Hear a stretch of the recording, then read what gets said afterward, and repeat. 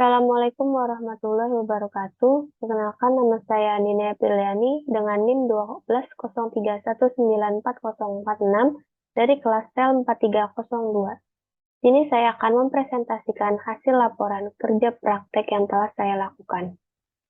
Ini saya mengangkat judul optimalisasi persediaan barang alat tulis kantor berupa map diamond menggunakan metode single exponential smoothing pada gudang Badan Meteorologi, Klimatologi, dan Geofisika.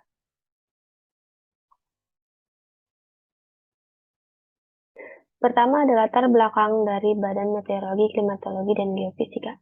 BMKG sebelumnya bernama Badan Meteorologi dan Geofisika, yang merupakan lembaga pemerintahan Kementerian Indonesia yang mempunyai tugas melaksanakan tugas pemerintahan di bidang meteorologi, klimatologi, dan geofisika.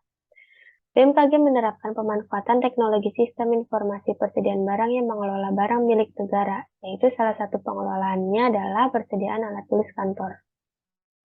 Lokasi BMKG berada di Jalan Angkasa 1 Nomor 2 RT 01 RW 10, Gunung Sahari Selatan, Kecamatan Kemayoran, Kota Jakarta Pusat. Selanjutnya ada tahap pelaksanaan kerja praktek. Ini saya melaksanakan kerja praktek selama 40 hari kerja terhitung sejak tanggal 11 Juli 2022 sampai dengan 2 September 2022.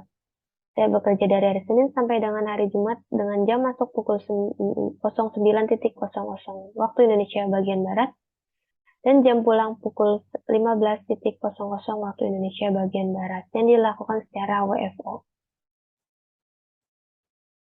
Selanjutnya ada visi dan misi dari BMKG. Visi dari BMKG yaitu mewujudkan BMKG yang handal, tanggap, dan mampu dalam rangka mendukung keselamatan masyarakat serta keberhasilan pembangunan nasional dan berperan aktif di tingkat internasional. Sedangkan misinya yang pertama ada mengamati dan memahami fenomena meteorologi, klimatologi, kualitas udara, dan geofisika. Yang kedua ada menyediakan data informasi dari jasa meteorologi, klimatologi, kualitas udara, dan geofisika yang handal dan terpercaya. Yang ketiga yaitu mengkoordinasikan dan fasilitasi kegiatan di bidang meteorologi, klimatologi, kualitas udara, dan geofisika. Dan yang terakhir, berpartisipasi aktif dalam kegiatan internasional di bidang meteorologi, klimatologi, kualitas udara, dan geofisika. Berikut merupakan struktur organisasi dari BMKG. Selanjutnya ada lingkup penugasan. Lingkup penugasan yang saya lakukan yaitu mengecek dan memeriksa barang untuk mengetahui ketersediaan barang agar tidak akan lagi terjadinya kehabisan stok barang pada gudang. Maka, perlu diadakannya peramalan permintaan barang untuk beberapa bulan ke depan.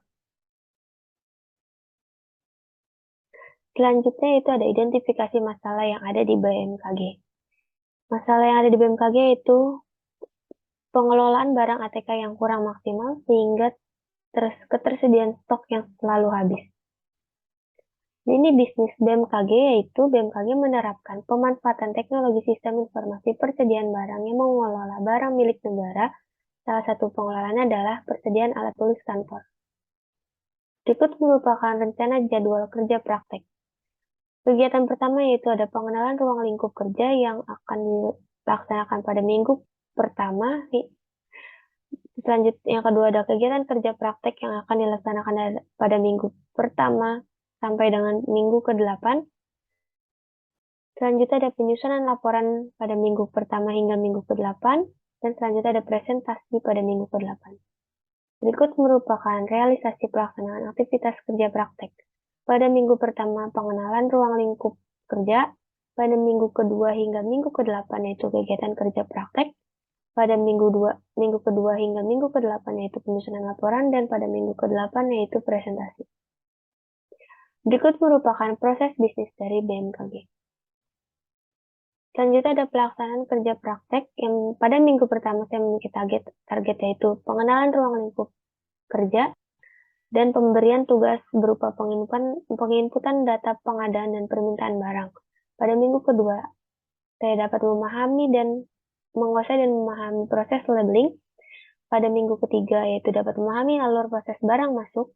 Pada minggu keempat, dapat memahami proses stok opnam barang. Pada minggu kelima, dapat memahami dan mengetahui cara penomoran bon barang. Pada minggu keenam, dapat memahami konsep rekap kartu persediaan. Pada minggu ke-7 dapat memahami proses pembukuan sesama dan pada minggu terakhir, minggu ke-8, dapat memahami alur proses barang keluar. Berikut merupakan analisis hasil pelaksanaan kerja praktek.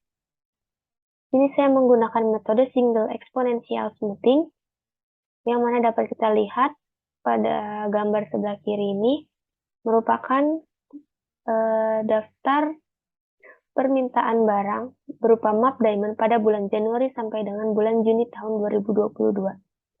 Dapat dilihat berdasarkan gambar di samping bahwa untuk 6 bulan ke depan, yaitu pada bulan Juli sampai dengan bulan Desember tahun 2022, telah dilakukan perhitungan dengan menggunakan metode single exponential smoothing, yang mana pola data menunjukkan di 6 periode selanjutnya ada kemungkinan untuk linear trend.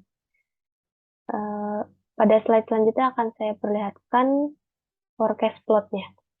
Selanjutnya ada keakuratan pengukuran menunjukkan kualitas forecasting model sangat baik dikarenakan nilai MAPE hanya memiliki nilai 0,80%, yang mana itu kurang dari 10%, dengan total demand forecast sebesar 259 piece. Berikut merupakan forecast plot untuk data demand dan forecast demand untuk 6 bulan ke depan. Berdasarkan data tersebut, terdapat peningkatan yang signifikan dari hasil pengolahan data 6 bulan terakhir pada tahun 2022. Selanjutnya, setelah kita melakukan single exponential smoothing, kita melakukan safety stock. Gunanya untuk kita mengetahui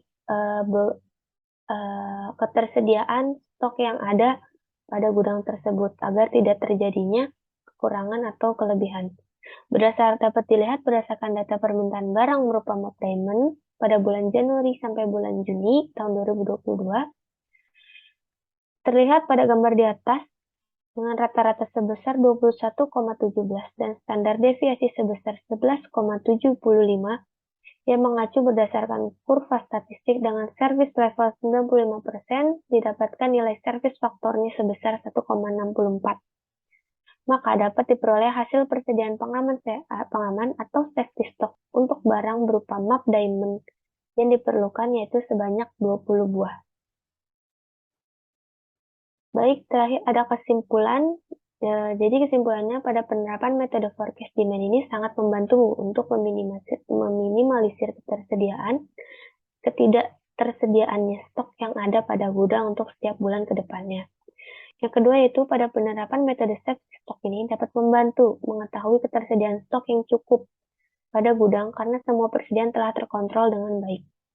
Dan yang terakhir, dengan menggunakan kedua metode tersebut, forecast demand atau single exponential smoothing dan safety stock, dalam permasalahan ketidaksesuaian permintaan barang dengan stok yang ada pada gudang sangat cocok karena dapat memudahkan staf gudang dalam mengelola persediaan stok sehingga kekurangan atau kelebihan stok dapat diminimalisir. Di sini juga saya ada saran. Yang pertama itu ada perlu dilakukan analisa lebih lanjut mengenai efektivitas penggunaan metode peramalan atau single exponential smoothing dan safety stock. Yang kedua ada perbandingan data dapat menggunakan data tahunan agar dapat terlihat lebih signifikan perbedaan dan hasil pengadaannya. Mungkin cukup sekian yang dapat saya sampaikan, kurang lebihnya mohon maaf. Wassalamualaikum warahmatullahi wabarakatuh.